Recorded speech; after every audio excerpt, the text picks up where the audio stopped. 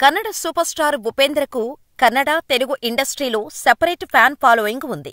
నటుడిగా కాదు, దర్శకుడిగా ఆయన తీసే సినిమాలు సంథింగ్ స్పెషల్ అన్నట్టు ఉంటాయి. అందుకే తెలుగు మాస్ జనాల్లో బీభత్సమైన ఫాలోయింగ్ ఉంది ఉపేంద్ర గారికి. ఉపేంద్ర, రా, ఏ వంటి సినిమాల్లో తెలుగులో మాస్ ఫాలోయింగ్ తెచ్చుకున్న సూపర్ స్టార్ ఉపేంద్ర ఆల్మోస్ట్ 10 ఏళ్ల గ్యాప్ తర్వాత దర్శకత్వం వహించిన సినిమా యుఐ. కన్నడతో పాటు తెలుగు, తమిళ, హిందీ భాషల్లో ఈ సినిమా విడుదలైంది. ఫస్ట్ లుక్ పోస్టర్ నుంచి ఎన్నో అంచనాలు పెంచేసిన యుఐ మూవీ తెలుగు ప్రేక్షకుల అంచనాలను అందుకోగలిగిందా? టీజర్ నుంచి సినిమా స్టోరీ ఎలా ఉంటుందో అంచనా వేయాలంటూ అభిమానులకు ఛాలెంజ్ విసిరిన ఉపేంద్ర యుఐ మూవీతో తన మార్కును చూపించగలిగాడా? ఈ సినిమాలో ఉపేంద్ర ఏం చెప్పారు, ఏముంది తెలుసుకునే ప్రయత్నం చేద్దాం. ఎన్నో అంచనాల మధ్య రిలీజైన ఉపేంద్ర యుఐ సినిమాకి అన్ని చోట్ల నుండి పాజిటివ్ టాక్ వినిపిస్తోంది. రిలీజ్ కు ముందే ఆడియన్స్ ఇంటరాక్షన్లో సవాళ్లు విసిరిన ఉపేంద్ర థియేటర్లో ఫస్ట్ డిస్క్లైమర్ తోనే అందరి మైండ్స్ ను నుజ్జునుజ్జు చేసేశాడు. పగలు, రాత్రి, సత్య వర్సెస్ కల్కి భగవాన్ కాన్సెప్ట్తో ఈ మూవీ సాగుతుంది. 2040లో ప్రపంచం ఎలా ఉంటుంది అనే కాన్సెప్ట్తో ఉపేంద్ర సెటైరికల్ విధానంలో తన మార్కు చూపించాడు.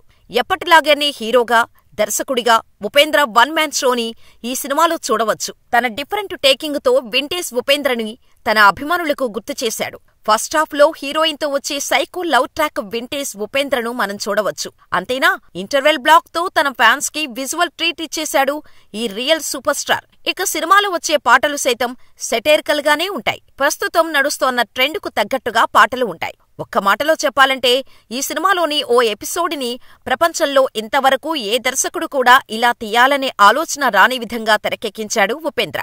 ఇది థియేటర్లలో చూస్తేనే మజా వస్తోంది. విజువల్స్ అన్నీ ఒక ఎత్తైతే సినిమా క్లైమాక్స్ మరొక ఎత్తు. ఈ సినిమాకు 2 డిఫరెంట్ క్లైమాక్స్లు పెట్టాలనే ఆలోచన వచ్చినందుకు ఉపేంద్రకు హ్యాట్స్ ఆఫ్ చెప్పాల్సిందే. సినిమా మొదలు నుంచి చివరి వరకు కథ మొత్తం కూడా ఉపేంద్ర చుట్టూనే తిరుగుతోంది. ప్రపంచం ఫేస్ చేస్తున్న రియల్ ప్రాబ్లమ్స్ ని తెరమీద బలంగా చూపించటంలో ఉపేంద్ర సక్సెస్ అయ్యాడని చెప్పొచ్చు. ఇలాంటి కథలున్న సినిమాలు రావటం చాలా అరుదు. ఇంకా ఇండియాలో దశాబ్దానికి 1 రావడమే మహా అరుదు. కాబట్టి UI movie is a masterpiece. తెలివైనవారు మూర్ఖులుగా కనిపిస్తారు, మూర్ఖులు తెలివైనవారిగా నటిస్తారు. అందుకే సినిమా ప్రారంభంలో ఉపేంద్ర మీరు ఇంటెలిజెంట్ అనుకుంటే వెంటనే థియేటర్ నుండి బయటకు వెళ్ళండి అంటూ మొదట్లోనే ప్రేక్షకులకు ఉపేంద్ర సవాల్ విసిరారు. ఆ సెంటెన్స్ మీనింగ్ తెలిస్తే మీకు ఈ సినిమా అర్థమవుతుంది, ఫోకస్ చేయగలుగుతారు. లేదంటే అర్థం కాకపోవచ్చు.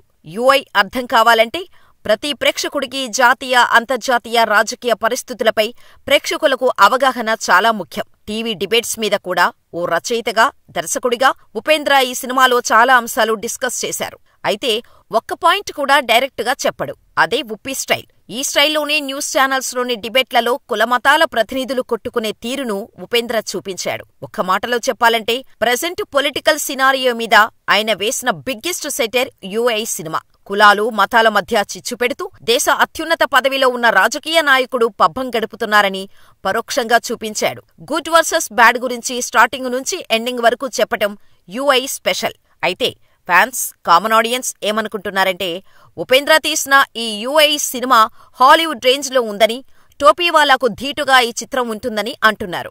అసలు ఉపేంద్రకు ఉన్న నాలెడ్జ్లో సగం కూడా ఏ డైరెక్టర్కి ఉండదు. డైరెక్టర్గా ఉపేంద్ర ది బెస్ట్ అంటూ కామెంట్స్ పెడుతున్నారు. మొత్తానికి యుఐ మూవీతో ఉపేంద్ర మాత్రం కొత్త ప్రపంచాన్ని క్రియేట్ చేసినట్టుగానే కనిపిస్తోంది.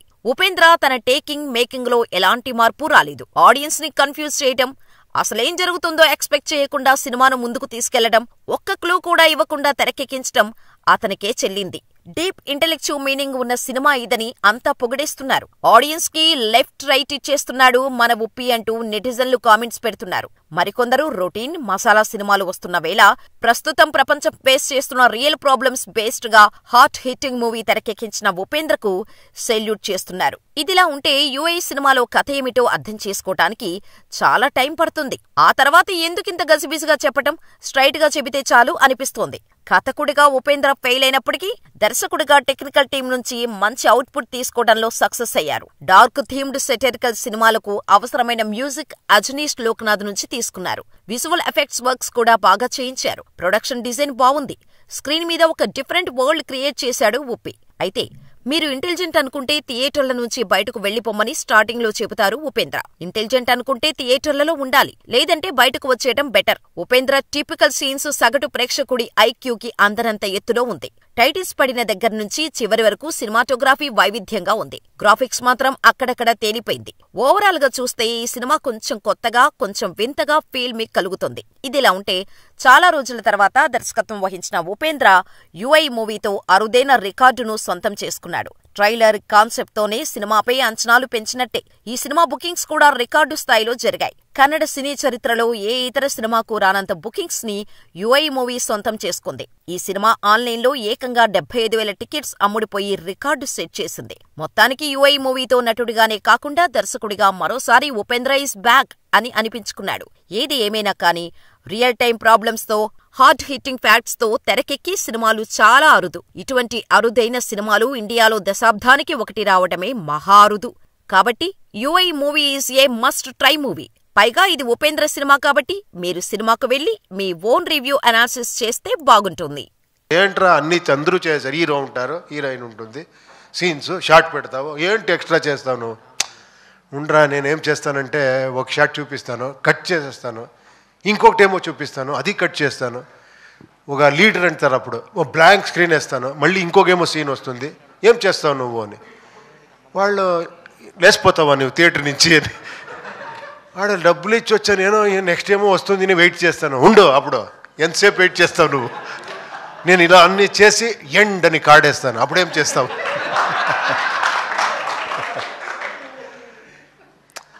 సి నేనేమంటే ఇంటర్వెల్ ఎందుకు ఇక్కడే రావాలి, టైటిల్ ఎందుకు ఇక్కడే రావాలి, ఎప్పుడు టైటిల్ ఇలాగే ఎందుకు వేస్తారు, ట్రైలర్ టీజర్ అనే కాన్సెప్ట్ ఎందుకు? అది ఇన్స్పైర్ చేయరు మిమ్మల్ని. ఇన్స్పైర్ అంటే మీరు ఫాలోయర్ అయిపోతారు. వాళ్ళకి ఫిలం చేస్తాను అంటే ఫినిష్. మీరు నాలాగా ఫిలం చేస్తానంటే మీకు ఏమేమో ఉంటుంది. మీకు నో రియల్గా నేను మిమ్మల్ని అది డెఫినెట్గా, because I'm the best example. ఇప్పుడు నాకేమీ తెలియకుండా ఎవరో నేను ఉష్ అని టైటిల్ పెట్టాను, ఎవరో ఒక మన గాంధీనగర్ అంటారు, అక్కడ సినిమా ఏరియా ఉంది, వాళ్ళందరూ ఏమి ప్రొడ్యూసర్స్, డిస్ట్రిబ్యూటర్ అలాంటి వాళ్ళు ఒకరు వచ్చాడు, ఏం సార్ టైటిల్? ఉష్ సార్, ఏం సార్ ఉష్ పష్యు అనుకోని. సార్ ఒక మంచి ఇది చేయండి సార్, రండి సార్, ప్రొడ్యూసర్స్ ఉన్నారు, ఇది ఎవరో కొత్త వాళ్ళు పెట్టుకొని ఉష్ అని చేస్తున్నారు అని.